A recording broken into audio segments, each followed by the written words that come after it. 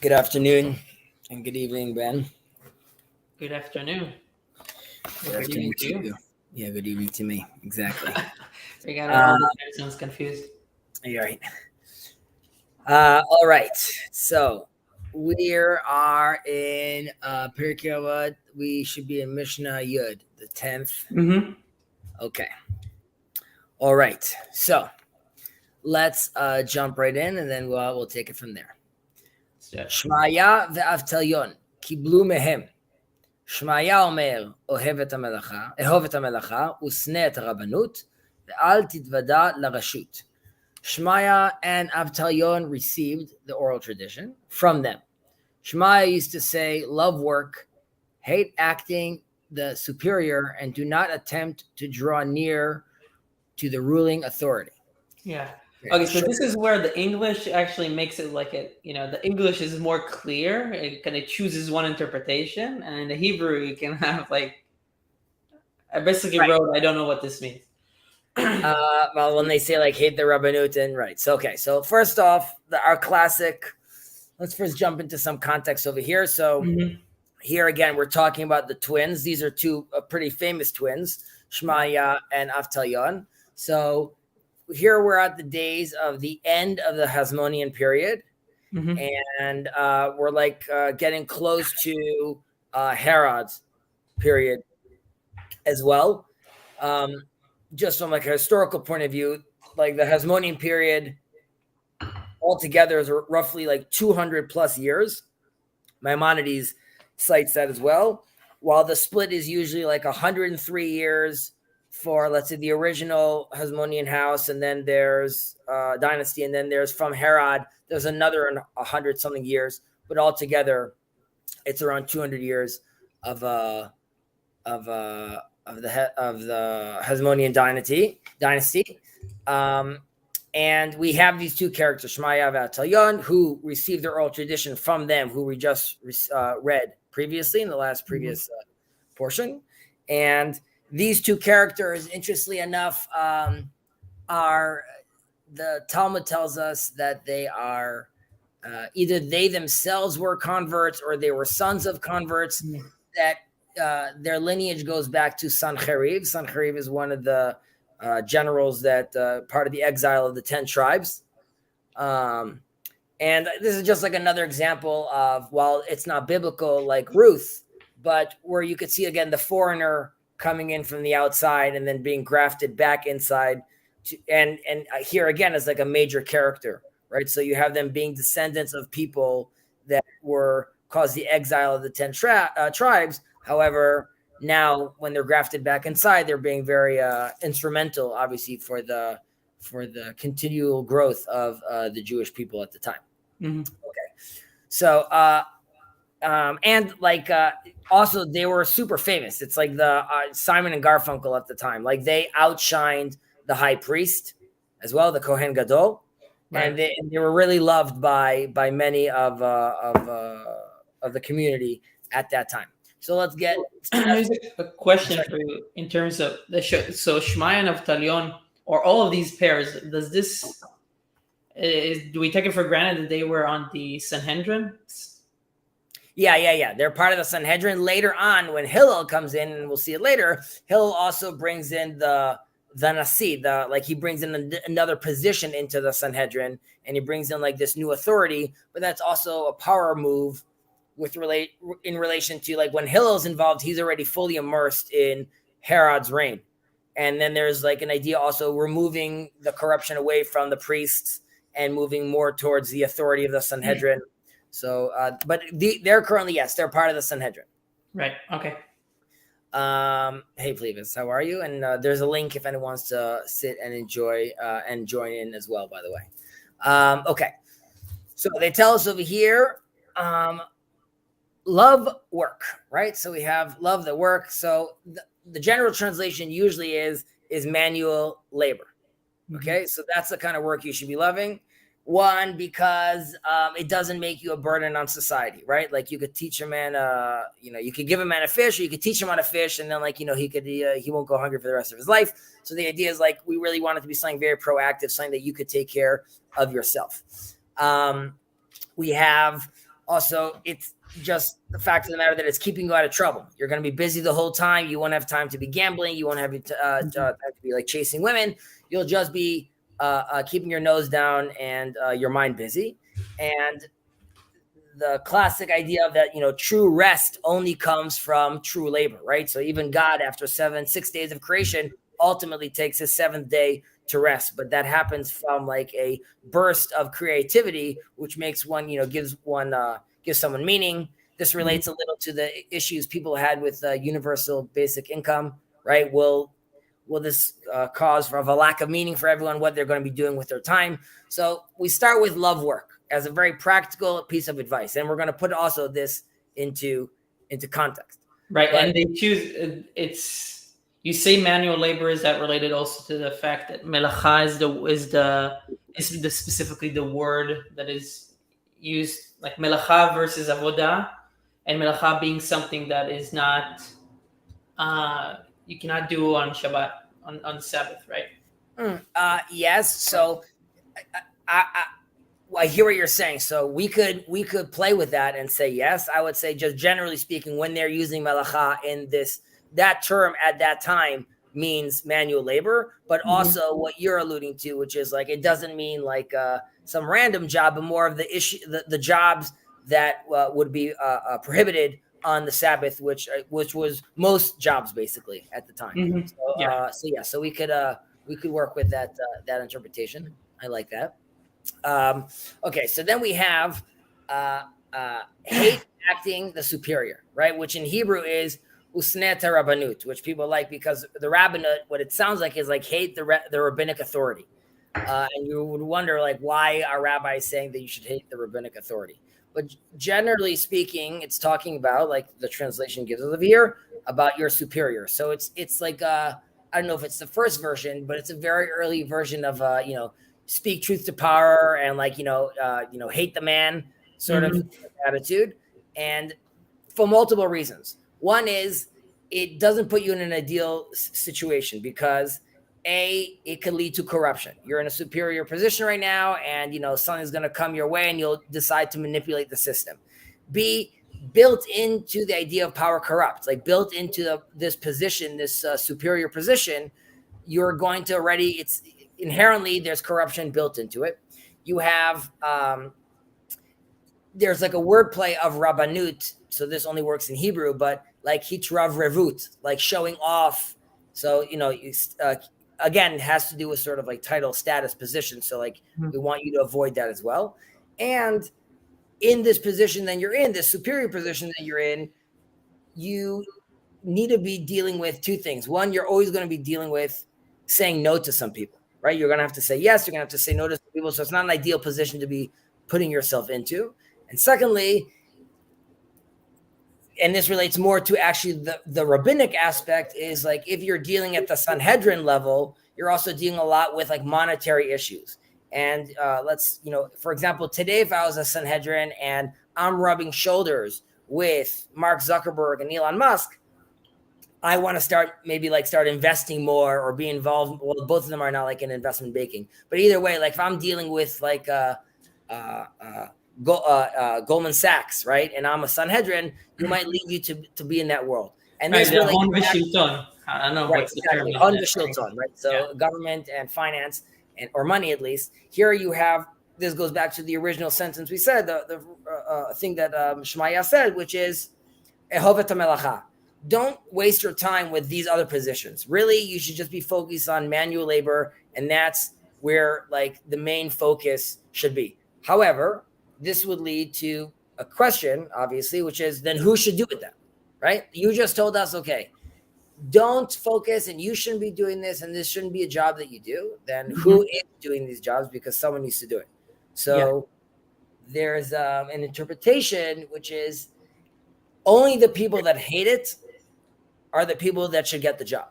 Like anyone that could fully internalize the idea of like, I'm doing this because I need to do this, which you would say like, we're going into election season soon in the States. So you're going to hear a lot of like, I don't need to do this. Or I'm not doing this for the money. I'm doing this for the people. So the idea is someone that like this job is chasing more than he's chasing it.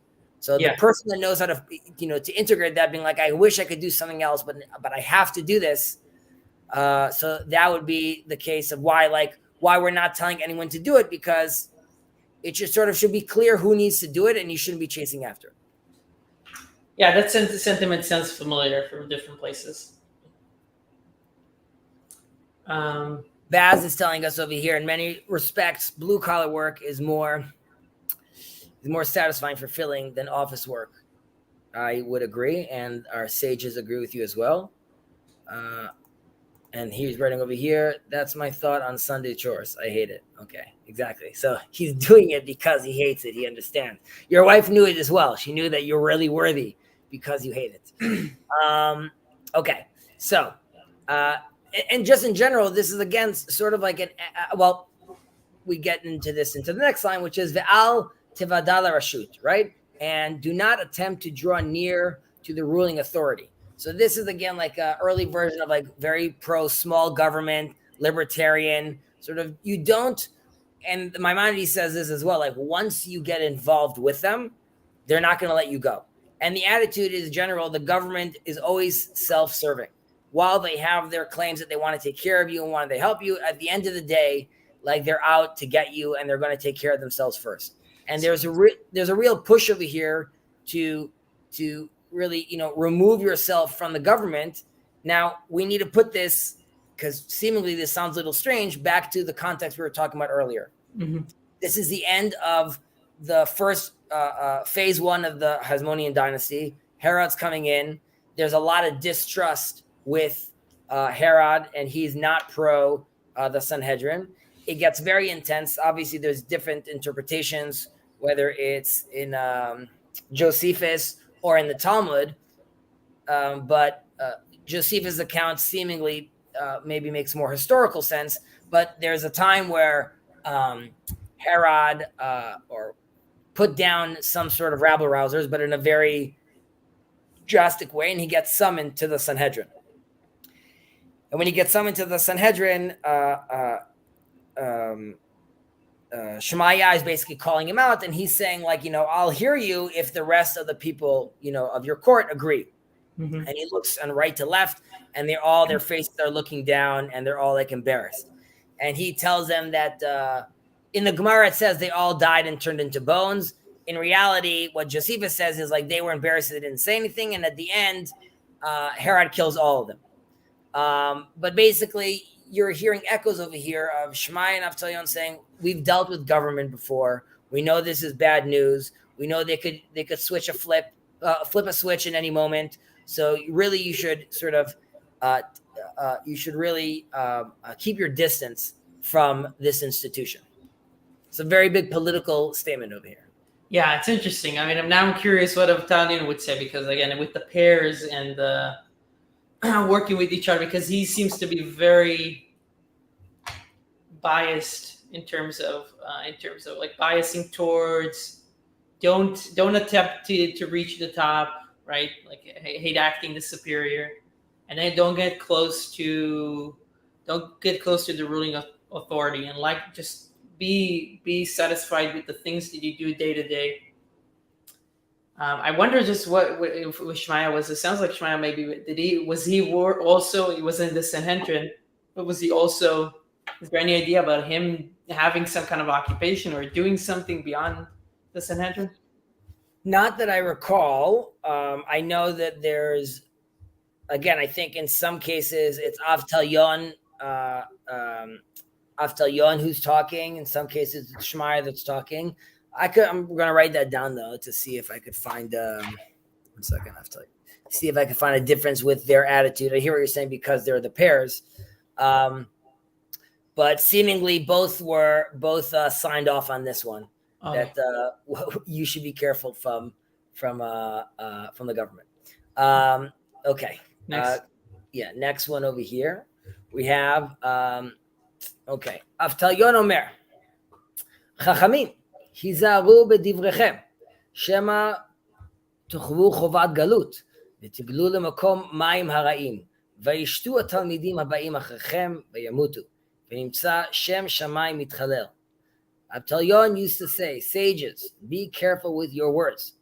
lest you incur the penalty of exile and be carried off to a place of evil waters, and the disciples who follow you drink and die, and thus the name of heaven becomes profaned. Okay, so here too. Well, we don't have to do context. We know who we're talking about, but again, this is related in a little to the context. One, okay, we go back to you need to be mindful with your words, right? So there's different interpretations what this means, and we played around with this a little in the earlier portions, which is one, too much thinky talky, you could leave you misunderstood. You have to make sure you're being very clear with the words you're saying and how you're articulating yourself, because there could be grave consequences if someone misunderstands you. There's also a stress, which is, generally speaking, everyone should be mindful with their words, but specifically the sages, because people actually listen to you, right? And this is also hinting to the fact, which is there is less focus right now on the temple and the priest, and rather there's more focus on the Sanhedrin and the people, and that's why really all ears are to you right now. So you need to be very mindful. Also, you need to be very mindful that you don't have your A game on, basically, as in it could be that you're speaking when you're tired, or you're speaking when you're restless, and those would be the wrong time to be giving advice or be giving a sermon.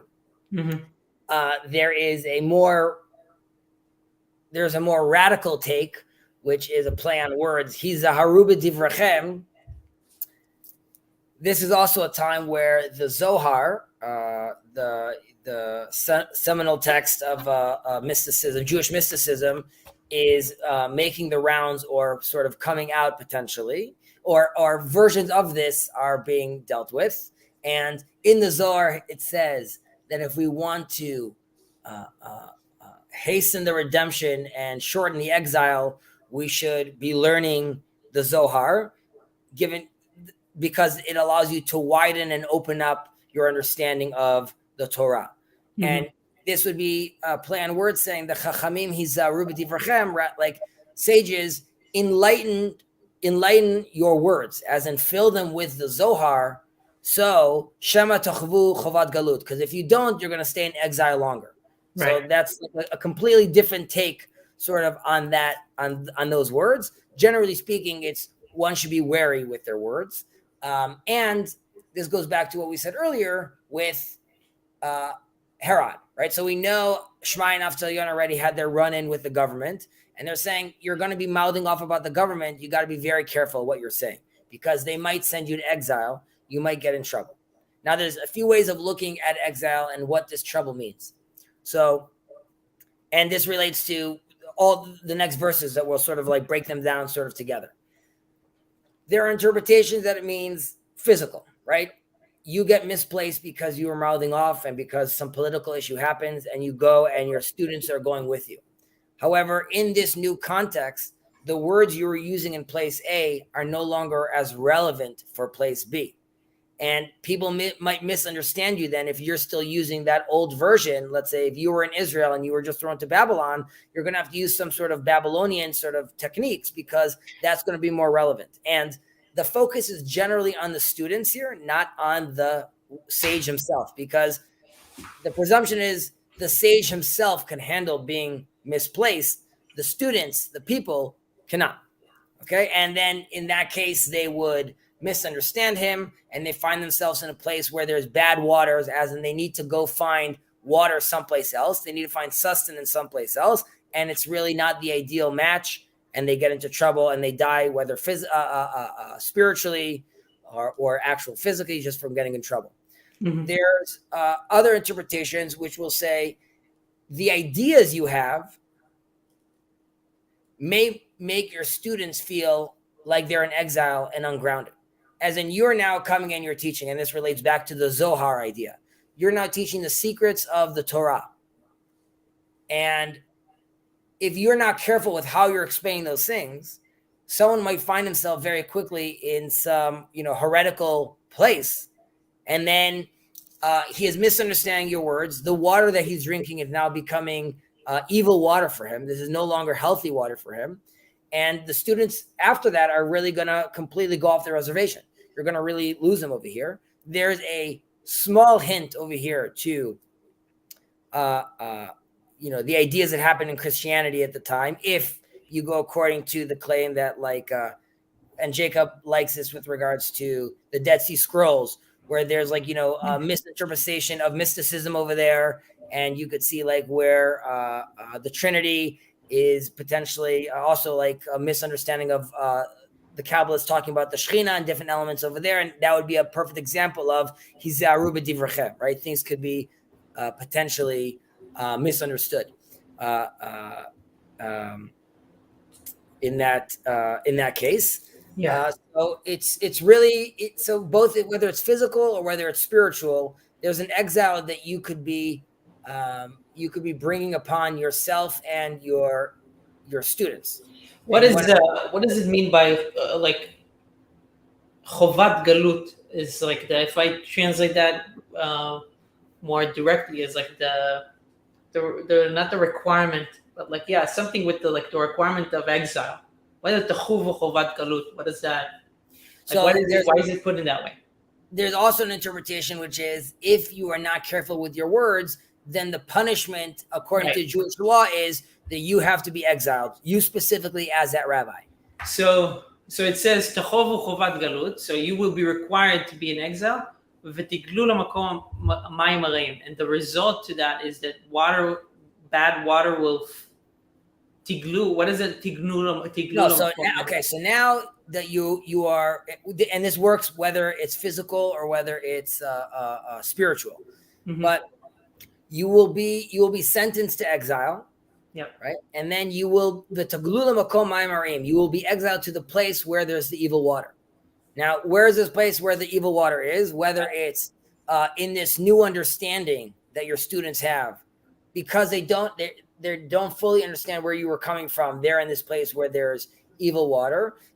There's another little hint over here when the 4 sages enter the Pardes with Rabbi Akiva.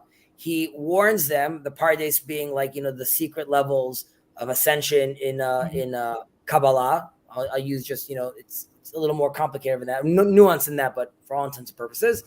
And he tells them, when you see the pillars of water, don't say water, water. Don't assume you understand. And there's a whole deep understanding of what that means. But the idea is that don't assume you understand what you're seeing right away. So here too is these people are they're already exiled to this next place. And in this next place already, they can't discern anymore between the good water and the evil water. And because they can't discern, the next act is Veishtu HaTalmidim habayim acharchem veyamutu. They will drink from this and they will die. V'nitza Shem Shamayim Yitchalel. Right? And thus the name of heaven becomes profaned. So why is that? You could be well, obviously, you have all these dead bodies on the street right now. So, that's obviously not a good look.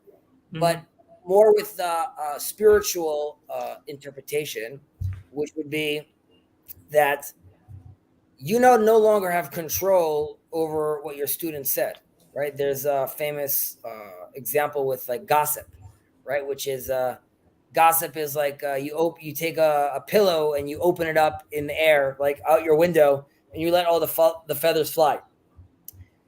Even if you start apologizing, there's no way you're ever going to be able to bring back all those feathers back inside. Mm-hmm. So here too, you had some great idea that was misunderstood, whether because you weren't careful or whether because they weren't drinking properly, or whether because you had the right intentions, but you came out with a controversial take, which you should have been more mindful for political reasons, and it got you in trouble.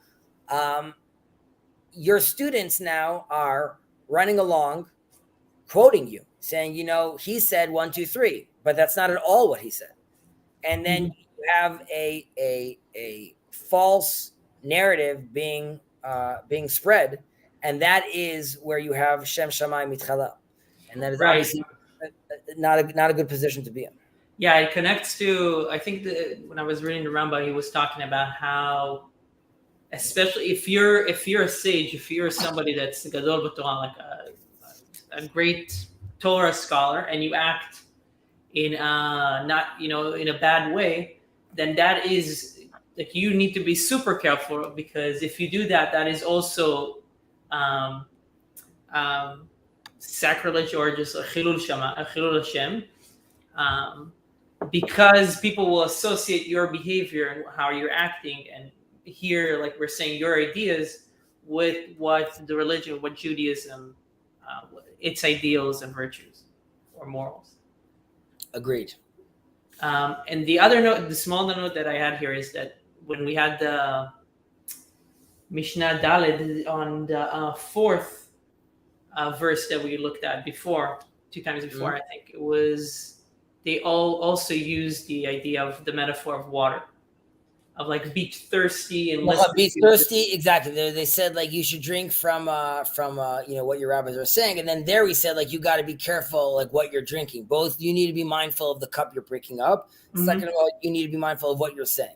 So exactly. So these are definitely hints of that. However, one earlier on was on you, the house owner, right? When you invited him into the house. Here it's on the sage himself. And the focus again in the context is earlier on, the first few Mishnah we have, if you recall, we said we started with the individual to the house to the community, right? We're going set it up. Like we set up the situation up where we're handling the individual, handling the house. Now the house is ready for a bigger ruling party or a government. Right, exactly. However, in this point of history, we're getting closed back down again, right? We're dealing with the government is now working out. Like we didn't go as far as saying, and now get involved in the government and be in every level of the government right now. Rather, there's like a step back, and we're saying like, okay, now Herod's taking over. This dream we had of like fully being integrated with, let's say, the policy and the government. And the study hall, it's not working as much. So we're going to take a step back. And because of that, the focus is going to be on you, sages, right? Like we're done with the high priest. We're focusing now inwards right now. And we need to be extra careful. Yeah. Beseder. Okay. Mishnah 12. These are short and sweet little Mishnahs. Okay. Big, famous character. Hillel v'Shamai kiblu mehem. Hillel omer, havei metamidav shel Aharon, ohev shalom, verodef shalom, ohev et habriot, umekarvan laTorah. Hillel and Shammai received the oral tradition from them, Shmaya and Avtalyon. Hillel used to say, be of the disciples of Aaron, loving peace and pursuing peace, loving mankind, and drawing them closer to the Torah. All right. So off the bat, you have, from a context point of view, again, a little dig over here. So first of all, Herod's fully in charge right now. We're no longer in this transition period. He's there. There's a lot of strife, even though specifically between Hillel and Shammai, as in the actual individuals, there was not much tension. Between their students, there was a tremendous amount of tension. Hey, Jason, you're welcome to join as well. There was a tremendous amount of tension between these two groups, the Hillelian school of thought and the Shammai school of thought. How do we know that? That there was tension? The Talmud talks to us about this. So much so it got to a place where in the ninth of Adar became a fast, because that's when the splits started between them, like the major divisions between the two groups. Evil waters, what mean? Andrew, we'll get back. You know what? Because we passed through that, we'll go back to that again, and then we'll jump back on. I'm trying to be a little interactive. The evil waters we were talking about are the pure water is the wisdom you receive from the wisdom tradition you receive from your sages.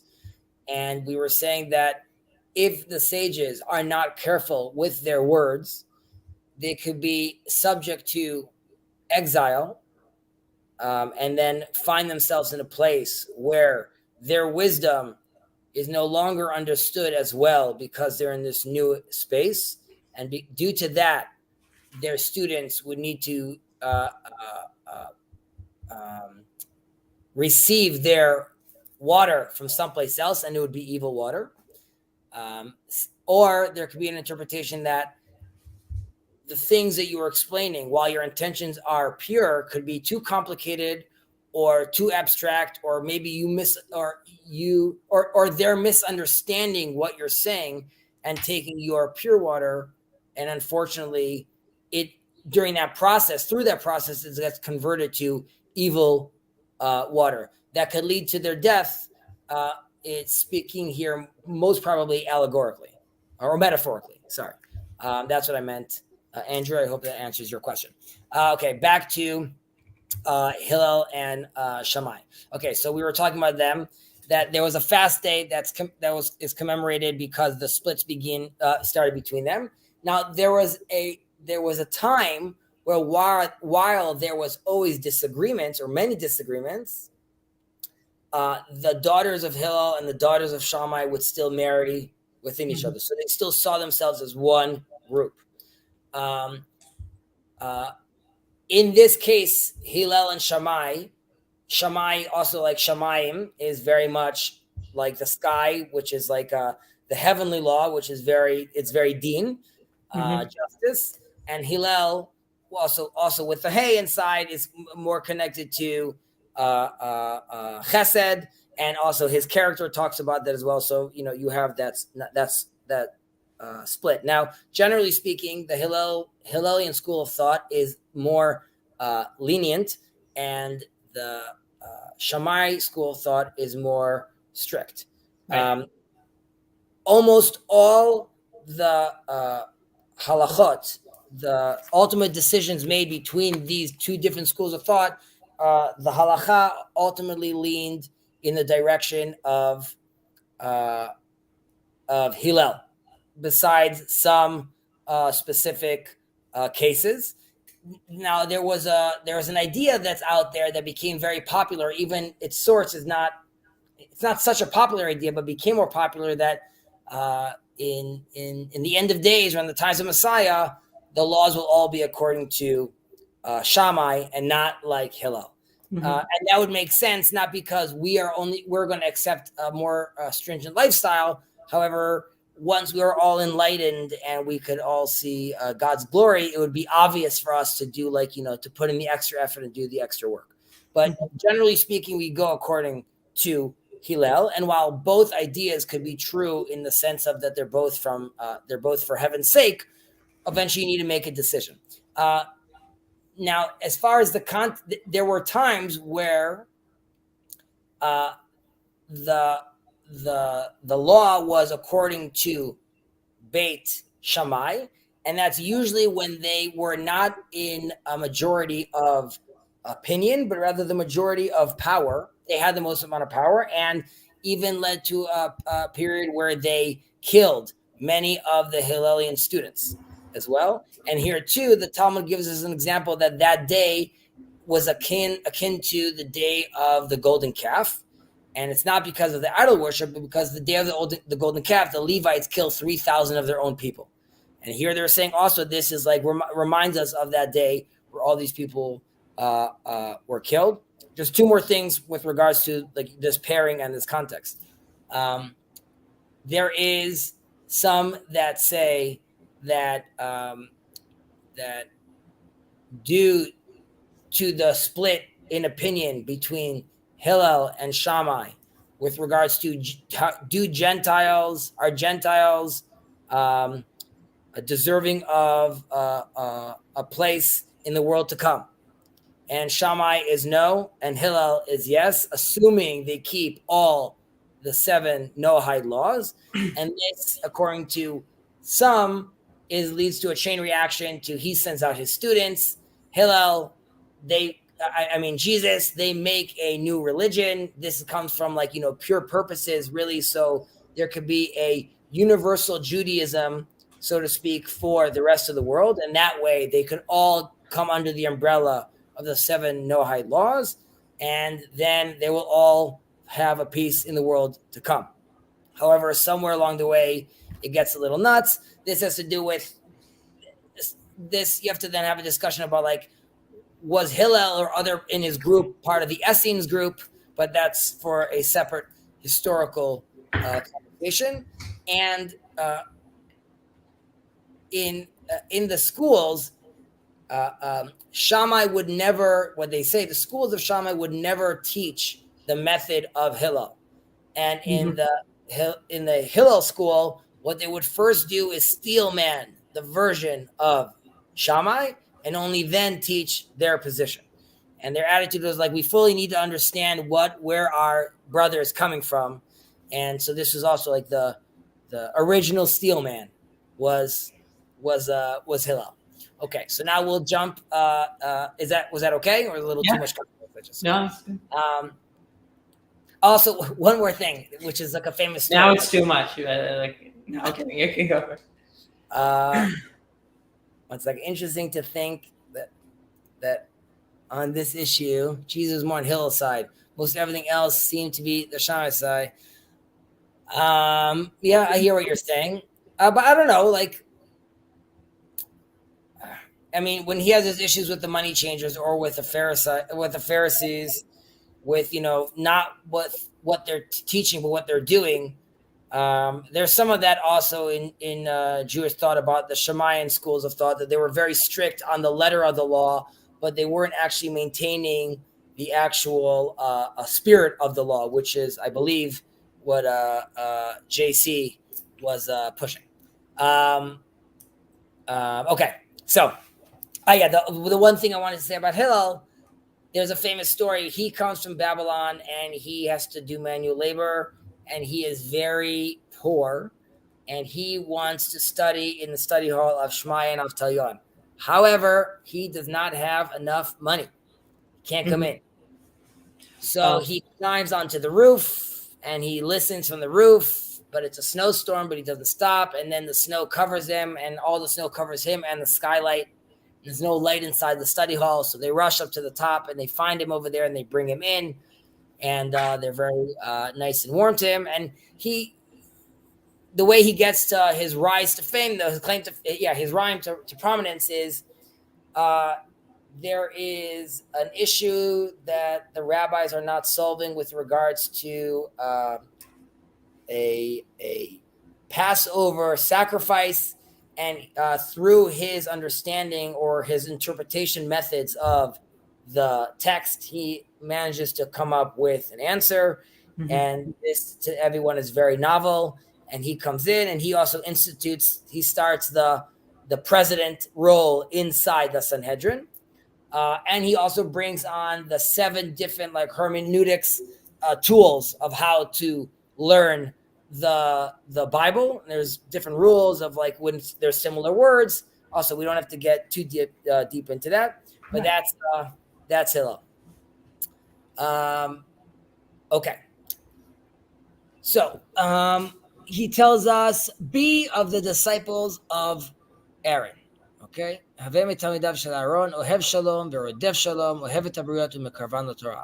Loving peace and pursuing peace, loving mankind and drawing them closer to the Torah. So first of all, why like Aaron, right? Why won't we come and say like Moses?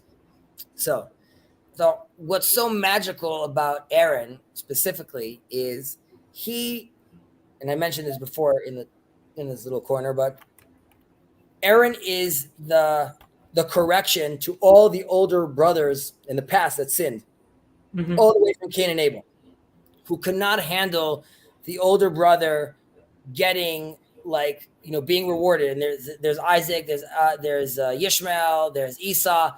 None of them can handle this tension. There's a fascinating verse when Aaron is coming to see his brother.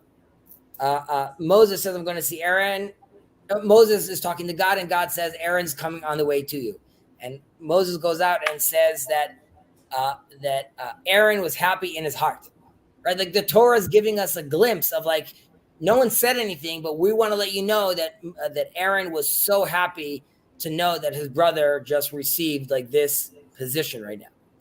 Now, that was a correction because he managed to know, he's like, even though I'm the older brother, I know my place And because of that, he was really chosen, and that's why the whole priestly class itself is chosen, because even Moses and Aaron are both Levites. However, from Aaron we have the priest because of this action, because his true understanding of his position and how he still loved his brother.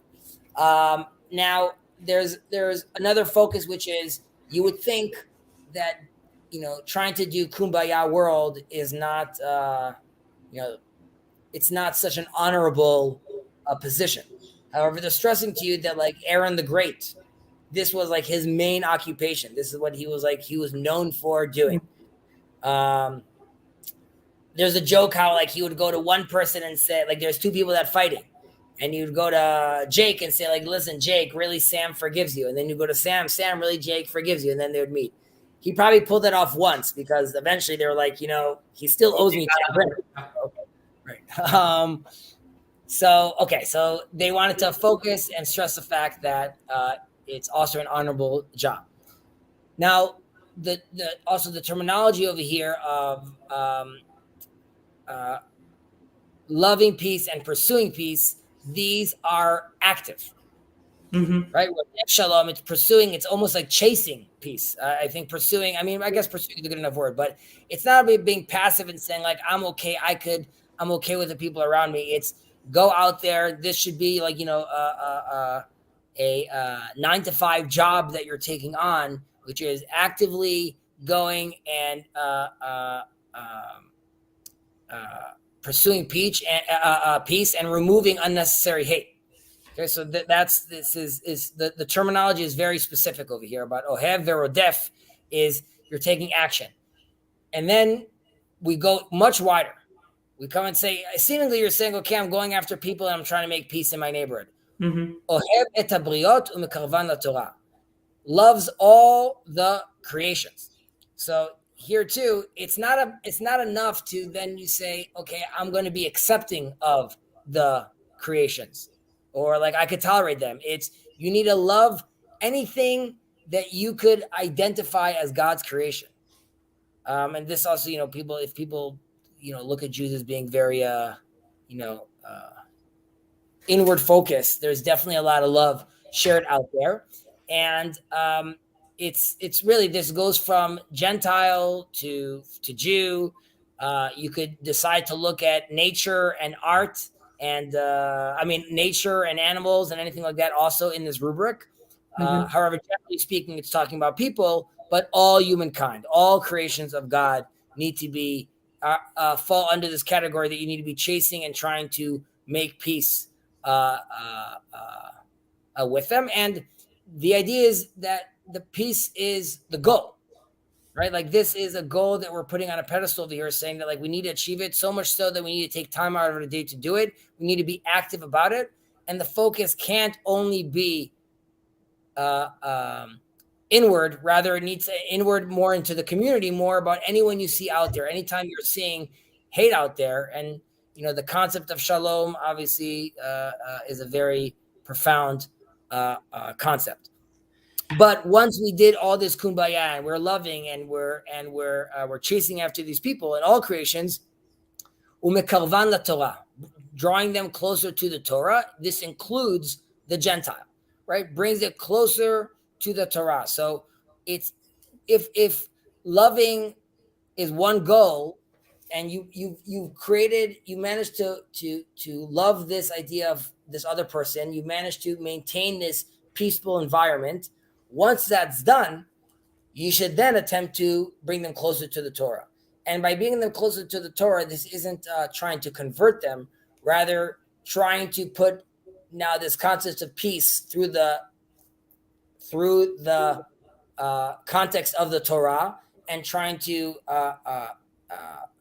impart the Torah wisdom and elevate them specifically as well, right? So once you get them to their place and they're around you and they're in your surroundings, you could slowly bring them up. And now there's different ways of how to interpret drawing them close. It's either by actively teaching them and bringing them close when they're ready, or it's passive, which is because you're chasing them and you're on top of them, assuming you are a good individual, they're going to feel embarrassed in your space, right?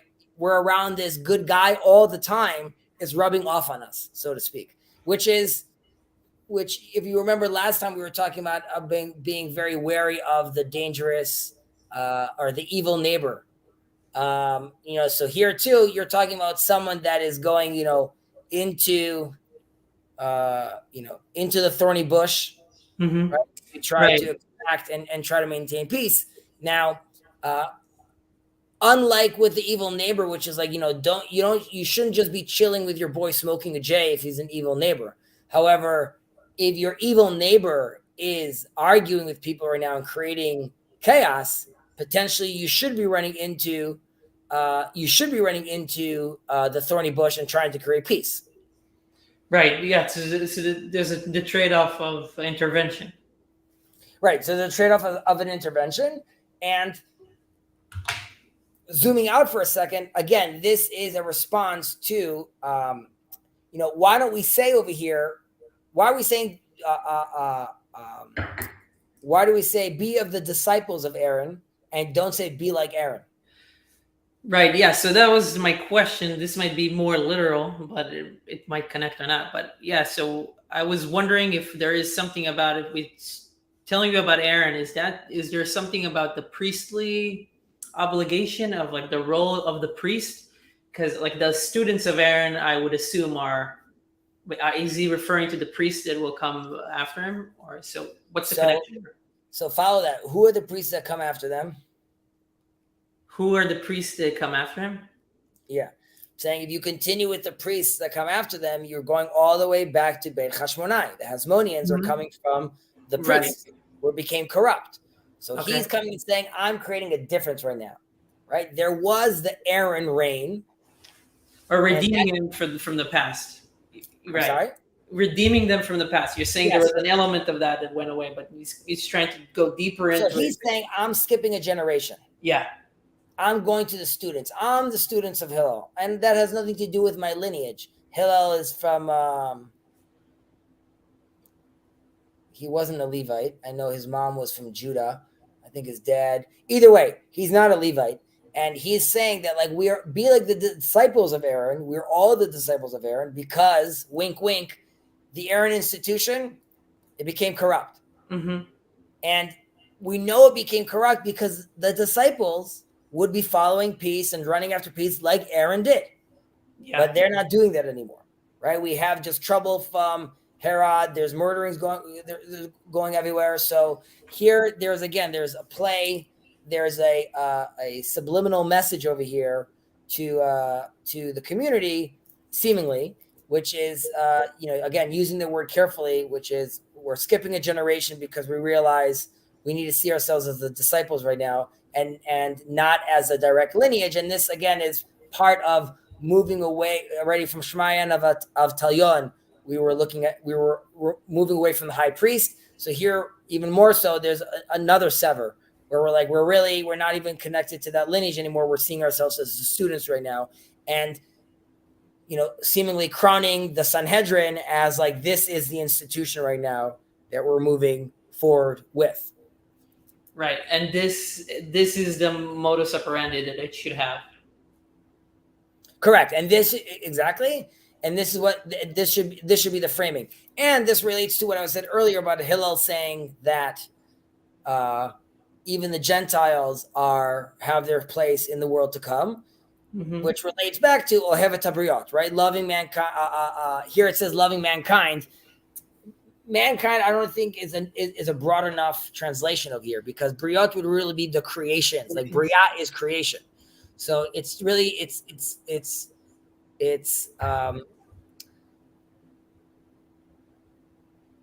sort of simplistic, but I think very deep when it's telling you to like sort of to take a step back and say not only should you be pursuing peace, however, if you take a step back and look at God's creation, they are living in peace in a certain, there's even like a peaceful chaos, but like there is peace out there naturally. And that's what you should be trying to, orient to. Yeah. And the Briot comes back later on when it's the creations, like Ohevet Habriot, Ohevet Hamakom. which is I really like that piece. Loving creation, loving God, or not loving creation, not loving God. So it's gonna come back. I would say let's stop here now with our Mishnahs. However, I am glad to open it up. I mean, I'll put another invite again if anyone wants to join and just free association schmooze and discuss. If not, we'll catch up with you guys next week. But we had a nice attendance today, seemingly. Next week, I probably won't be available though. So what's going on? I'm gonna be in Austin. Yeah, I get it. New job. Now you hate Torah. All right, I understand. Yeah. Okay. Are you planning to have any study group over there? Do you know anyone in the community there? I mean, my trip is just setting that up. So that trip is just to actually just find a place to live, and then later on, I'm gonna have to look that up. I've heard there's a bunch of people from Austin or around in the corner as well. But Yeah, it's definitely bigger than what I have in Memphis right now. So yeah, it's definitely bigger than what you have in Memphis currently. Okay, so that's definitely nice. Mm-hmm. Yeah, I'm glad to hear that. Are you don't have to answer this obviously. Do you on Shabbat do you go to the synagogue or no? I don't know.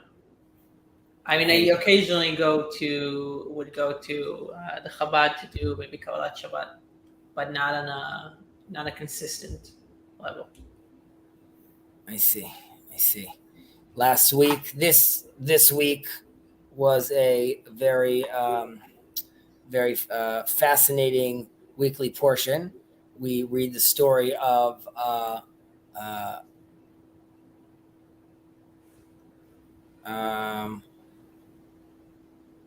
we have the story of Bilam, which is a fascinating character. He is seen at times as at the same status or level as Moses.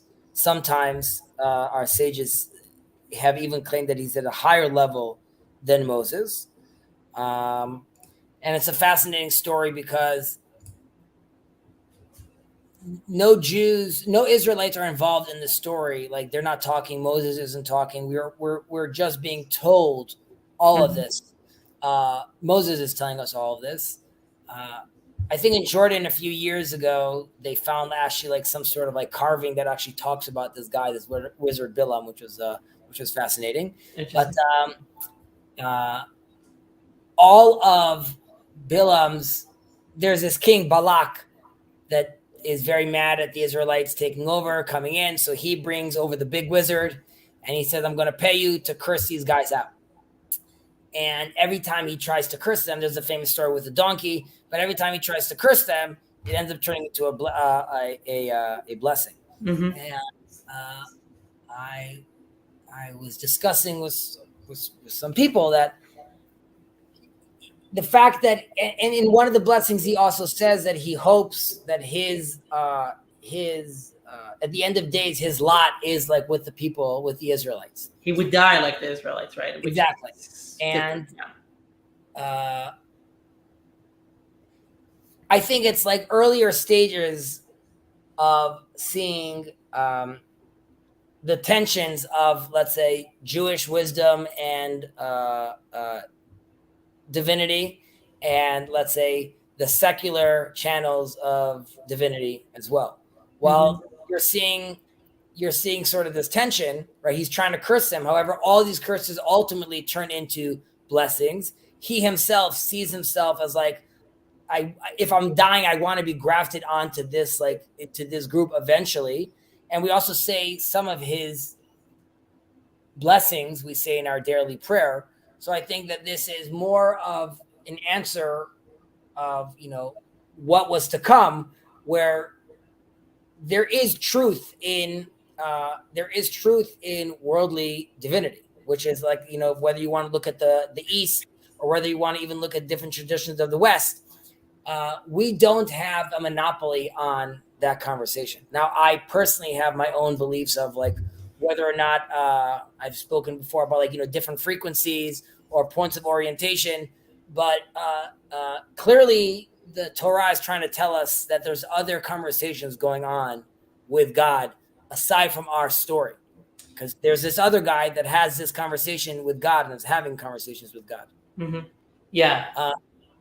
Well, it says, I mean, in terms of Balak or Bilam, sorry, it says, I mean, his power is unquestioned, or like it's obviously he has a lot of power, because if he was able to, if God let him voice the curse, then it will work. And at the end of the day, also, I mean, he did offer good advice to what will happen next. But so he had the power, and he had the choice to do with that power what he wished. But in that specific scenario, God was subverted that, right? Or it just like didn't let that happen. So I guess yes, you have the power to do things in the world. The question is how are you taking that into action? What are you going to do with it? What is the purpose that you're using it for? I mean, this relates to our, our holy water and evil water sort of situation, right? It would really depend. I mentioned this on one of the Voxer groups, how it was, similar to Nietzsche. He comes out pretty hard against religion and God and Christianity. However, in the book, in his essay, The Dawn, he talks about there, which is like a weird, I have to get the exact quote, but and I'm remembering it in Hebrew. But he talks about how that, like, Yisrael Atika Yomin, the old this group of Israel eventually will will be triumphant, and we'll all benefit from it. Which to me, that was like sort of echoing again like a Bilam, and looking at Nietzsche as being, let's say, the king philosopher, which also brought that whole other channel of wisdom, which seemingly was knocking into each other, but at some point it needs to be integrated. And you could call that like what Peterson and John Vervaeke are trying to do on their level, where like there is that integration. I mean, there's a famous story in the Gemara in the Talmud that talks about the gifts. Hello, Richard. The gifts that we know what Isaac gets from Abraham, and then there are the gifts that he gives the concubines' children.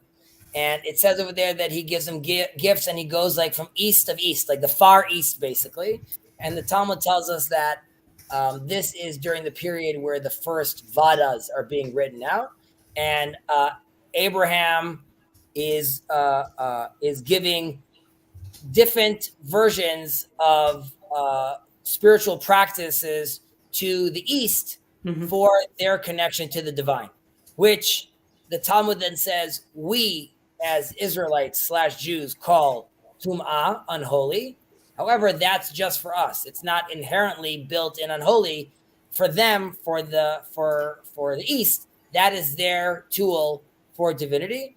There's a play on words that Brahma is Abraham backwards, and like that's like where one of those things are coming from. However, the Talmud then gives a story of Rava bar Barchana, this man, and he goes to the Far East, and he says that he's shocked to see that some of their teachings are very, very similar to ours. And he says, like, also there's some differences over there, and he says how you have to be very careful because it's so similar where it could go off. And then in today's day and age, in some circles, the idea would be that at some point, a lot of paganism got like intertwined, but like the true sparks that we're still seeing in the East, those are remnants of methods and tools that were gifted to the East by Abraham. But that's not an academic claim. Yeah. Yeah, I wouldn't. I don't. That's it's very interesting. I don't know about that connection. So, but it's interesting to think about how all that connects. Um, Yeah, I mean, you there's there's I'm trying to see if I could jump into this. So in the days of creation, there are stagnant days and there are days with motion. So let's say you'll have God, there's the waters, and then there's a day where God creates the fish. So one day would be like stagnant water, one day would be water with motion. mhm. There's the land, and then there's the animals on the land. So there's a few of these basically. So there's days, and then there's these days with motion. And this would be sort of split between east and west. There's some verses that correlate with this, but you'll trust me for a second that there's some verses that give hints to east and west. And the idea would be that the west has are enacting the days in motion. There's a telos that we're going forward, and that's sort of that attitude. Mhm. And then there is the west, which is very stagnant, right? There's like, very zen. They're wiping away of everything to the nothingness of nirvana. So there's The that. East. Yeah. Exactly. Mhm. And where do you find that combination? You find that combination on the Sabbath, or embodied in Israel, which is taking west and east and having 6 days worth of motion, 7 day of stagnation. Yeah, And it's funny. Well, there's a play on that as well. yeah, it's funny because I was thinking about that on Shabbat too. I think the most 2 days ago, of how it really felt a little bit like the whole Sabbath felt like what I would try to do in meditation, which I don't really do, but I tried for a while at some point. But it really feels like that for the whole day of like I know like the thoughts about things like the things about the job that I need to like about my job that I need to do, or all these kind of like mundane things that I do during the week. On Shabbat, it's like they go into my head, but it's like they know that it's not really the time to dwell on it, because I'm not gonna be able to look it up or spend time on it. So it's kind of like almost it's a very kind of that constraint really cleanses in a way that I didn't expect it to. Especially now as I start to do it more explicitly, intentionally. So we say about the Sabbath, me'ein olam haba, right? It's Mm-hmm. as if the world to come, and the idea that is being felt in that stagnation, so to speak, or where you feel very much like the worries just melt away. And I mean, They don't have space. The worries don't have space. Is like they don't. correct. They don't. Even if they come for a second, they know. Oh, this is Shabbat. Well, there's no like. There's the person that I'm trying to like. Let's say if the thought is separate from you, the thought is thinking. If the person that I'm trying to inhabit right now, he's busy on Shabbat, he's probably not gonna. He's not gonna be able to look up on the computer what needs to be done, or do anything about it. So it's kind of like I shouldn't be here anyway. Like I'll just come back on Sunday. That's kind of that was my feeling when I was having that. Well, I think it moves from a place. I mean, what I at least I try to do for myself is move from a place of where, like you just said, like I'll just deal with this on Sunday, and even though that's like that's a healthy feeling to have, there's something about, and the sages talk about this about asur lechashev cheshbonot. You shouldn't be making calculations either. Right. And it's more about a mindset which is really allowing yourself to rest and be fully integrated with your surroundings and nature. And there isn't the need to be making those calculations and looking at yourself, observing from the outside, whether you are part of that. You are allowing, in a certain way, God, who stopped and rested on the seventh day, to do that alongside him, where you're also taking a step back and resting and interacting passively. which again would be like sort of that would be the mix between the Western and the Eastern world of having a telos but doing so passively, doing so alongside God. So yes, Right. it's a magic moment. Yeah. What is the story about I don't know where I heard this about the person that makes the chair. He makes like he's busy making different kinds of chairs and like just busying himself, let's say, all week. Um, and then another person asks him like, why are you making what are you making the chair for? Like don't you want to just like sit in it and like just enjoy the what you did? Like you made it. It's really nice. You made it comfortable. There's a pillow. There's that. But the person making the chair is so busy making the chair that he doesn't stop to really like enjoy any of the new creation that he made, right? But that's the point, is like you make the chair, then you need to sit on it and enjoy it at some point. I mean, that's what's so deep about God stopping and says, and it was good, via tov mod, right? Or there's something about God stopping and saying, you would ask, like, well, isn't it obvious that it's good? It's been created by God. But there's also sort of a hint of like, the beauties in the eye of the beholder over there, which is even God took a step back and said, like, am I happy with this? I am happy with this. There's also a version where the land itself tries to create man and fails.